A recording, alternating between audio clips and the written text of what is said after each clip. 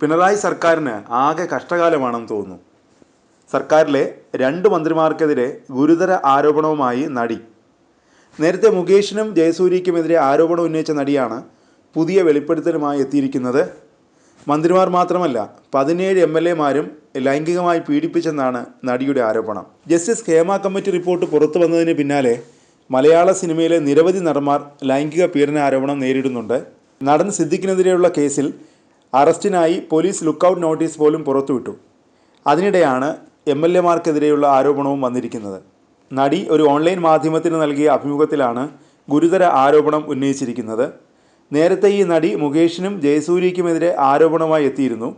ഈ കേസിൽ MLA കൂടിയായ മുകേഷിനെ അറസ്റ്റ് ചെയ്ത് പിന്നീട് ജാമ്യത്തിൽ വിട്ടിരുന്നു.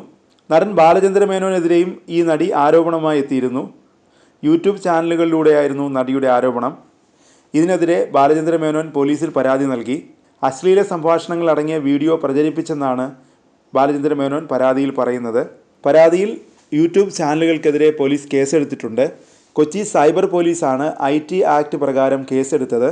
സാമൂഹ്യ മാധ്യമങ്ങളിലൂടെ തന്നെ അപകീർത്തിപ്പെടുത്താൻ ശ്രമിച്ചെന്ന് കാണിച്ച് ബാലചന്ദ്ര മേനോൻ DGPക്ക് നൽകിയ പരാതിയിലാണ് നടപടി. ബാലചന്ദ്ര മേനോനെതിരെ ആലുവ സ്വദേശിയുടെ വെളിപ്പെടുത്തൽ എന്ന പേരിലാണ് യൂട്യൂബ് ചാനലുകൾ വീഡിയോ സംപ്രേഷണം ചെയ്തത്.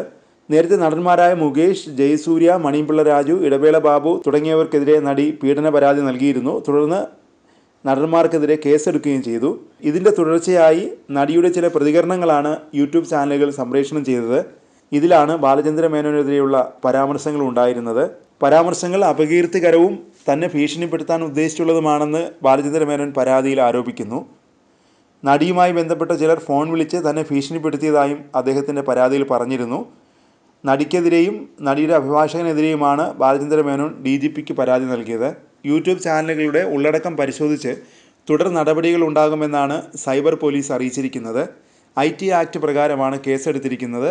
ബാലചന്ദ്ര മേനോനെ നടി ഭീഷണിപ്പെടുത്താൻ ശ്രമിച്ചിരുന്നു എന്ന കാര്യവും പോലീസ് പരിശോധിക്കും. പിന്നാലെയാണ് MLA-മാർക്കും മന്ത്രിമാർക്കുമെതിരെ നടി ആരോപണം ഉന്നയിച്ചിരിക്കുന്നത്.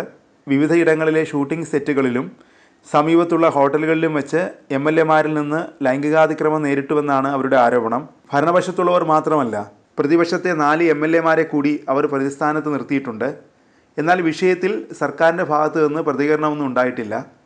CPM യോഗങ്ങളിൽ പങ്കെടുക്കുന്ന മുഖ്യമന്ത്രി പിണറായി വിജയൻ ഡൽഹിയിലാണുള്ളത്.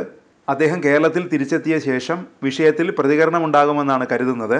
അതിനിടെ പോലീസ് കേസെടുക്കാൻ സാധ്യതയുള്ളതിനാൽ മുൻകൂർ ജാമ്യം അനുവദിക്കണമെന്നാവശ്യപ്പെട്ട് നടി തലശ്ശേരി ജില്ലാ സെഷൻസ് കോടതിയിൽ മുൻകൂർ ജാമ്യാപേക്ഷ നൽകിയിട്ടുണ്ട്.